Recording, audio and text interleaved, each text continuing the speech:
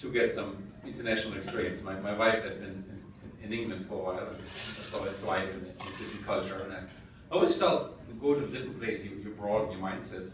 And I was completely ready to take a job at McDonald's, except I didn't get a book coming from McDonald's. So I went around in 1990 to the Oxford University and said, look, here I am, I want to have a job.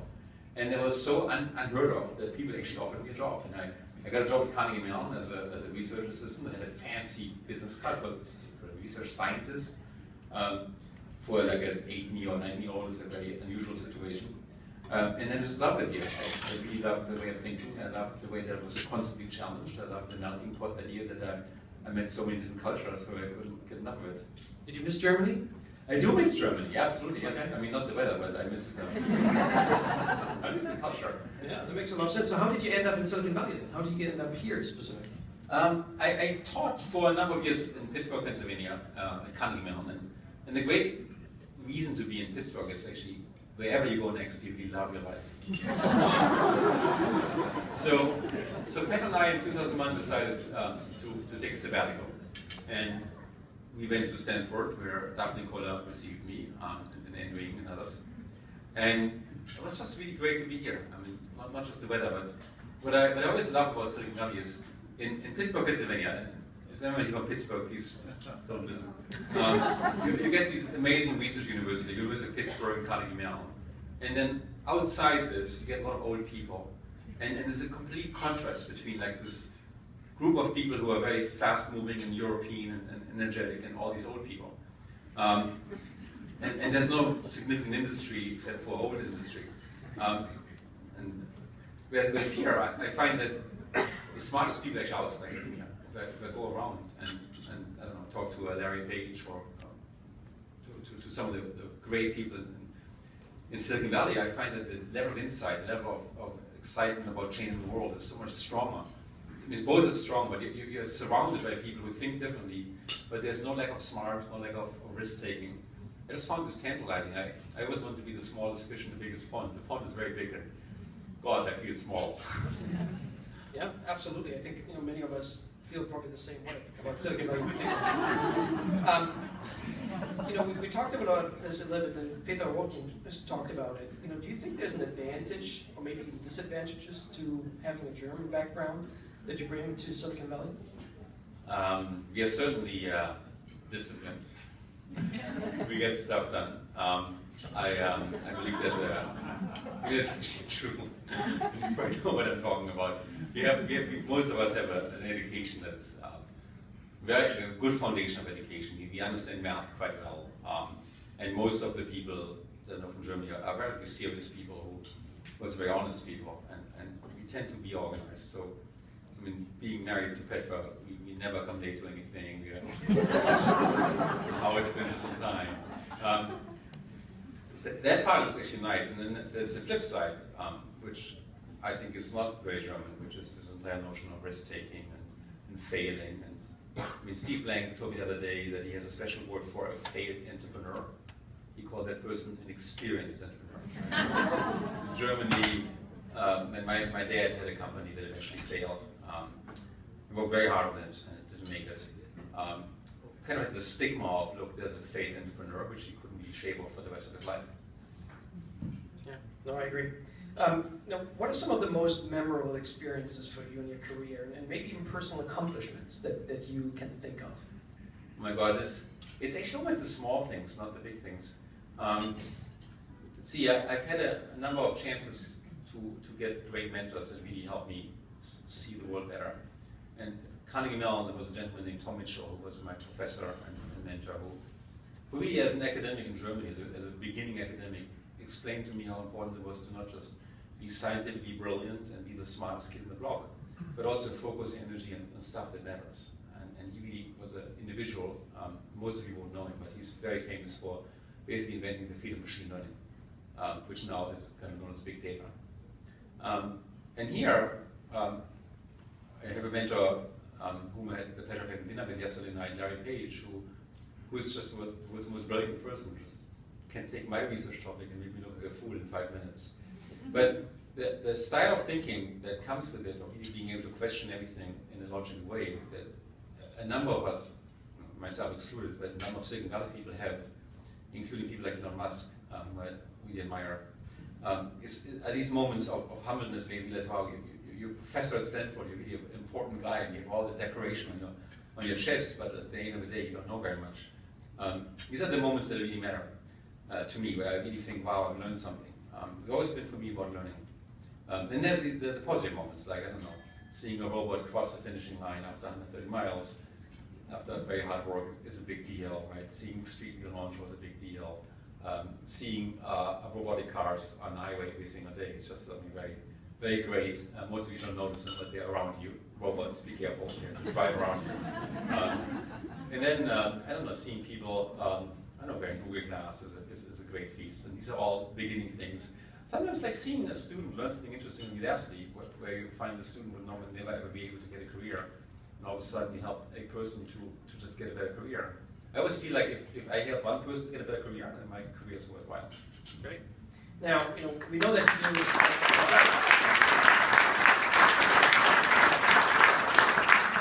you obviously accomplished a lot of things, but I wonder if you ever faced like big challenges, and how you overcame those, and maybe even a regret that you have. Oh my God! If you want to like finish dinner tonight, ask me the question. It's the biggest one, or the one that really stuck with you. I take a recent one. So in Udacity, as some of you might know, we've been trying to democratize education, and I slipped into it by launching a course that attracted 160,000 students. So I found myself educating more students than all the professors on my entire field combined. And for a while, there was this big hype about these massive open online classes. And I, being a good citizen, got a phone call from Governor Brown, who said, Sebastian, help California. So I went to a California State University system and we set up with them an idea to, look, we could take your classes and reach every high school kid and every disadvantaged high school kid and teach them great stuff. And that was like the brilliantest move in my life, because it would help people that have no access. Little did I understand that there are things called unions, who took what I did and said, well, it might be good today for the high school kids, but tomorrow you're going to steal our jobs. And last year I witnessed, actually October on, kind of a sequence of moments where I really realized that not everybody in California is innovative, and not everybody in California wishes well. There's an entire set of organizations that are more concerned about their own jobs and job security than about helping kids. And it was painful, it was very painful. So I learned from it. We decided not to work with them anymore, so, and do our own thing. But yeah, I mean, the thing is, and that's something that I learned a lot with working with great entrepreneurs here, that I can just learn from. I'm sure Andreas can sing the same song, except that he's on the other side, he'd be great. Is you can't really climb a mountain that's never been climbed before and assume that every step you do is going to be successful, right? So you have to be very persistent just climbing up this stupid hill, but and be very driven to climb up a hill, but at the same time you're going to turn around many, many times along the way. These little failures, they strengthen you, they're always painful, but they end up making you stronger. Now, some of the things that I read about you over the years and heard about you was that you like to fix things that are broken. We're not talking about like a glass that fell down and that you glue back together. You're talking about bigger concepts of this. And I was just curious, and probably folks in the audience as well, what products, functionalities, or experiences do you think are still broken? Oh, almost everything. I mean, when we start, the entire medical system is completely broken, obviously, and we're spending in this country more money and the services rendered are like worse than pretty much any developed country in the world. The life expectancy is actually way down compared to some European countries. It's just completely out of proportion. And it's a systemic thing. It's not a thing where you invent one little thing and all of a sudden, oh my God, healthcare is fixed. Government is badly broken, in my opinion. I mean, if you're in a situation of a real need, dire need, and the government shuts down, that doesn't make no sense to me. And I don't get why. And there's an entire set, I think, the way we organize our life that I think we should do better. Education is obviously badly broken, in my opinion. K-12 education, in my opinion, is badly broken unless you're very rich. Most high schools do a really lousy job, and upstate New York, less than 60% of the math teachers even have a math background, and they still teach math.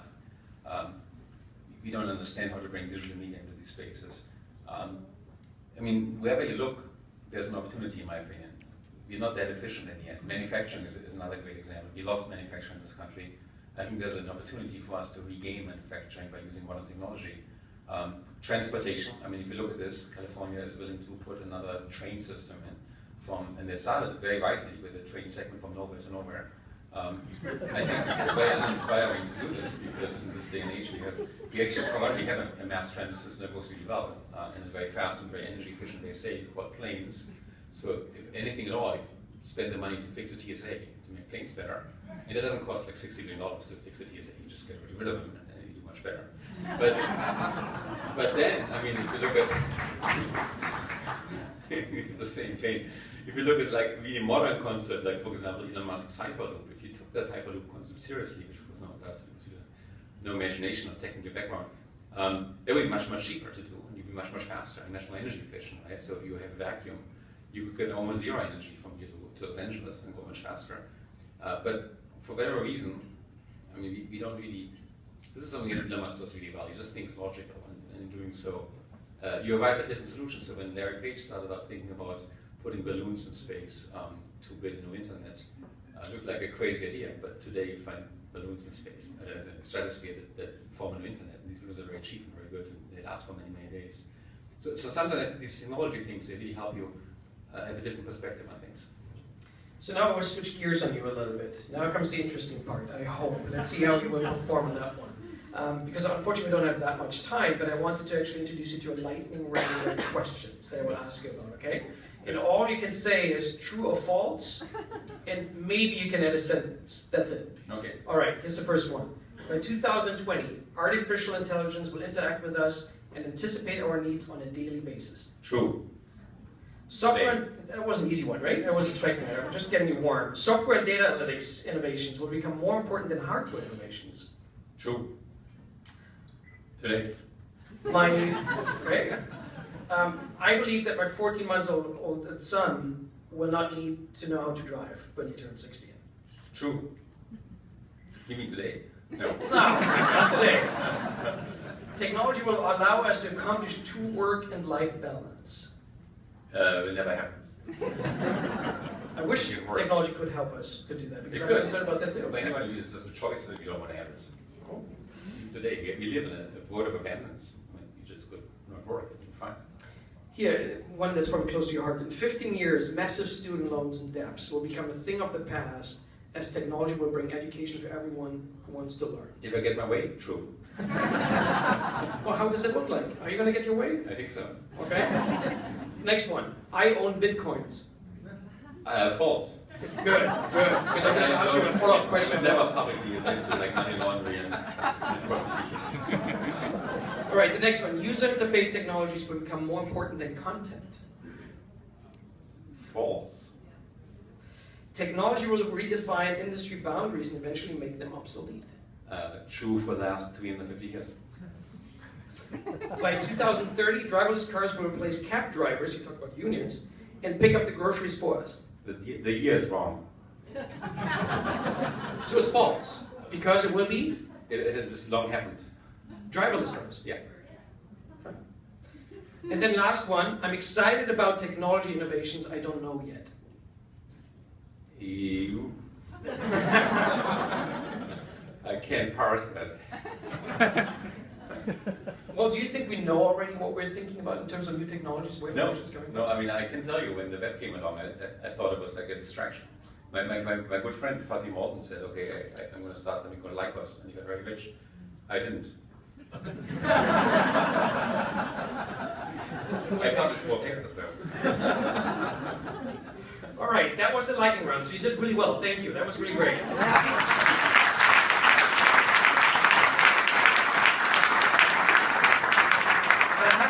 More regular questions for you, because we have a few more minutes. So I wanted to ask you, because I read in an interview that you said, I have a strong disrespect for authority and for rules, including gravity.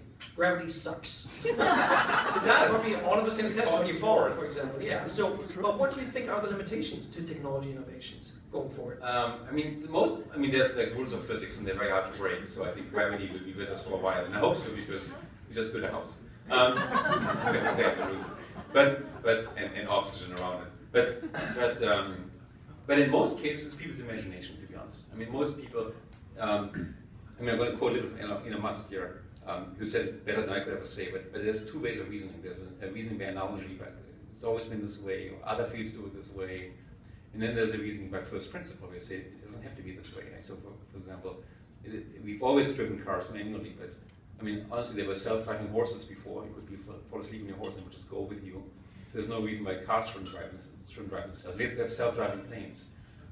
Very often when I'm with people, and less so in Silicon Valley than other places, we are so taken by how we think things have to be, because they've always been this way. It's extremely hard to get out of this and look at the subject matter in a purely rational, logical thing. And when you look at a purely rational, logical thing, you can invent things, in my opinion, that look bizarre in the onset, but all of a sudden become something really, really important. And there's a few number of people that I really believe have this ability to go to the future and look at these concepts and come back to the present and tell us. And I'm trying to practice more and more of it. So in education, for example, it's completely clear to me that it's going to be much more consolidated, like a movie industry, and much more accessible and much more individualized to people than what we have today, and much less expensive. And this is not even the deep insight, it's just applying existing technology to a field. If more of us would practice just the exercise of take existing technologies and see what you can do in any field, and really then be consequential about it, just do it, I think it'd be great. Yeah, I think the human factor is probably a big inhibitor for a lot of these things. I totally agree with you. Because so, I don't know, so stuck. Yeah, it takes some time, right? So unfortunately, you know, we're almost out here of time, but I have one more last question I wanted to ask you, which I think will be interesting for the audience as well, which is, what advice do you have for others who want to become innovators and entrepreneurs? So lots of students ask me this question, and first of all, I'm not necessarily the best innovator to point at, but there's a whole bunch of things that I would say work for me. There certainly has to be passion involved. I mean, you have to be enthusiastic. You can't do something by being not enthusiastic.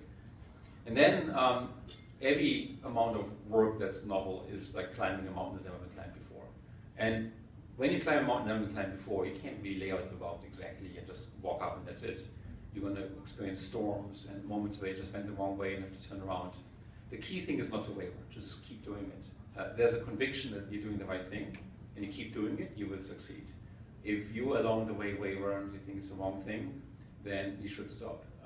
So that means you shouldn't, when the failure comes along, you should actually celebrate. You should say, wow, I learned something, it's really great. I don't know how to go there, I'll just go over here. Most of us commiserate failures and feel bad about it. I think we should just all have big parties for failures. If there's no failures, we didn't do anything. We don't do anything new, in my opinion. So that kind of culture to say, look, what failure is great. It's really a wonderful thing, a delightful thing, combined with a big vision that you really believe in, I think has moved mountains and will continue to move mountains even more so in the future.